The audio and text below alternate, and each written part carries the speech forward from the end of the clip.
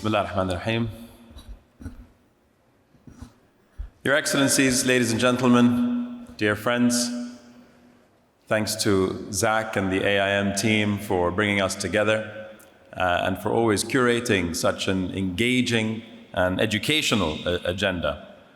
Over the next 2 days, the stellar lineup of economists, financiers, and industry leaders will provide essential insights into connecting smart capital with smart opportunities. The really smart opportunities will be the ones that help address our greatest challenges. Because we meet at a time when many global challenges seem insurmountable, when many of the global systems and rules we are supposed to rely on seem incapable of protecting even the most vulnerable and voiceless victims of our time. And this widening trust gap in the so-called global order further complicates our ability to confront global risks, including with climate and nature. In just over a month, over 70,000 participants, including world leaders, the heads of business and philanthropy, indigenous peoples and youth, will come together here in our beloved UAE to shape global climate action. We will be judged on our collective ability to take us from pledges and declarations to action and implementation. Before we delve into the excitement around COP28, let's just take a step back. It's been nearly 30 years since the first COP meeting, and in that time, CO2 emissions have increased by 50%. This last July was the hottest month on record. And for 1/3 of the days in 2023, the average global temperature was at least 1.5 degrees Celsius higher than pre-industrial levels. The Middle East is particularly vulnerable to the effects of climate change. Our natural water scarcity, coupled with temperatures rising at twice the global average, foreshadow an increase in drought and extreme weather events that can impact hundreds of millions of lives. My role is not to scare you into taking action. I did my Halloween costume for that. What I do know is that the incredible minds in this room can play a hugely important role with the most critical piece of the puzzle in our climate challenge, and that is fixing climate finance. Global investment of over $3 trillion a year is needed to achieve net zero emissions by 2050. Developing countries require investments of $2.4 trillion annually through to 2030 to meet Paris Agreement goals. To address biodiversity loss and land degradation, investments in nature to the tune of $8 trillion is needed between now and 2050. These numbers are colossal, but so are the stakes. And what is increasingly clear is that in no way we will come anywhere close to these numbers without the ingenuity and capacity of the private sector. However, the global architecture for all capital actors to work together at speed and at scale is simply not in place. There's also far too much politicized rhetoric around that to many sound like a narrative of activism equals good and capitalism equals bad. Which is why COP28's President, His Excellency Dr. Sultan Al-Jaber, has called for a new paradigm of actionism, which embraces the dynamism, capital, and action networks that business and philanthropy must bring to the table if we're to stand a chance in achieving nature and climate goals. Which is also why the COP28 presidency will host the Business and Philanthropy Climate Forum on the 1st and 2nd of December. This CEO-level forum will break down silos and mobilize global business and philanthropy leaders along with policymakers to unlock solutions and drive bolder results in line with the COP28 action agenda. Forum attendees will look at targeted solutions for accelerating tech transfer, de-risking green investments, enhancing nature capital, boosting green SMEs and startups, and investing in resilience for the most vulnerable.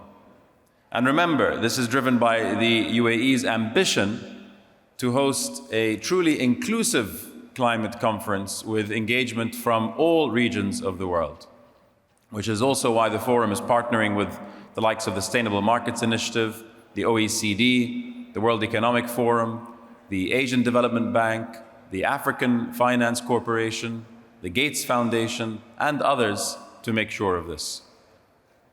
So, renewed commitment to action over talk is urgently required, particularly when it comes to shifting focus towards the global south.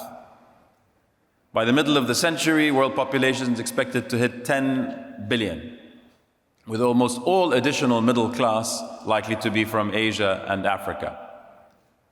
6 of the 7 largest economies in the world are expected to be so-called emerging economies, led by China and India. We know that, in general, the global south, already home to 80% of the world's population, is going to bear the brunt of climate change. And this is, of course, despite the fact that the richest 10% of the world in income terms, mostly in the global north, have per capita carbon footprints 11 times higher than the poorest 50%. We also know that money going to addressing these impacts are not uniformly distributed across the globe. The top regions to receive climate change mitigation funding last year were the US, Canada, and Europe. Africa and Latin America combined represented less than 10% of total climate funding. So, a key focus for COP28 will be to ensure proper engagement from these regions of the world that stand to gain the most from climate action. To help funnel more funds into these regions and from within these regions, and to make sure that these investment and finance mechanisms are accessible, affordable, and equitable in their construct. From an opportunity perspective, looking at the global south overall, the numbers are hugely compelling. Just take the 2 largest nations. China and India are in many ways leading the green tech charge. China is set to double its renewable capacity and produce 1,200 gigawatts of wind and solar power by 2025.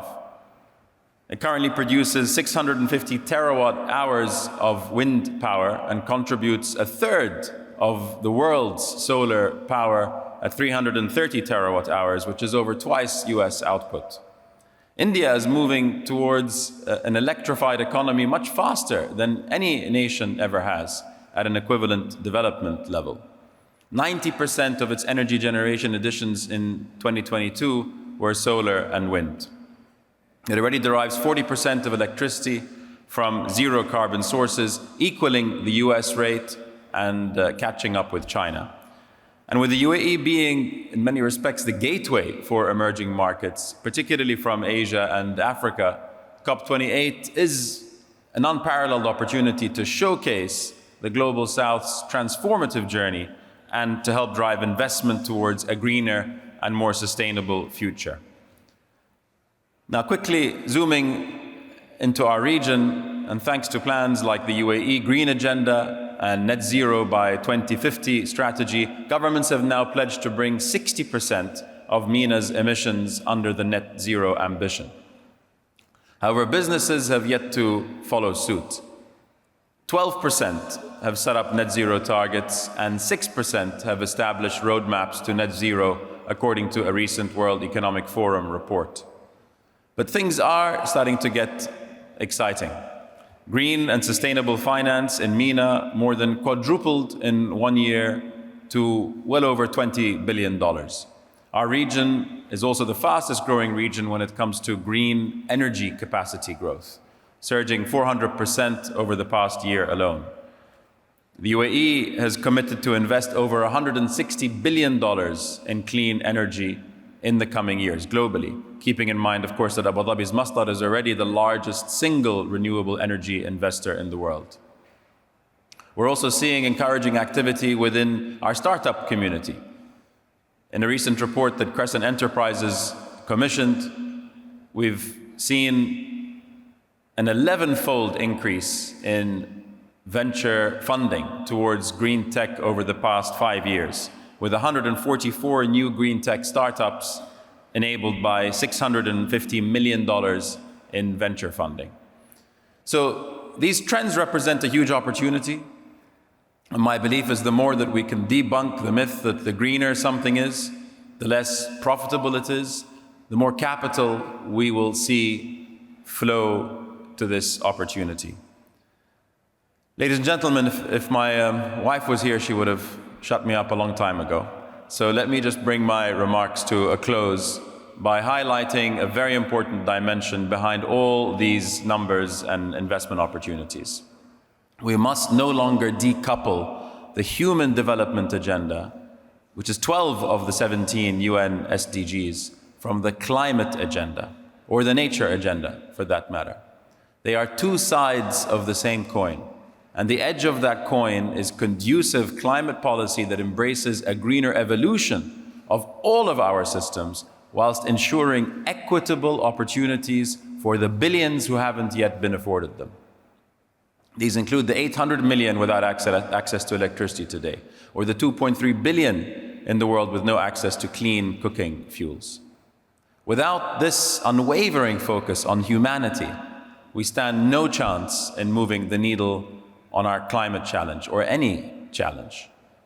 The ongoing, unprecedented human suffering that we're witnessing is a reminder to us all where our priorities must lie.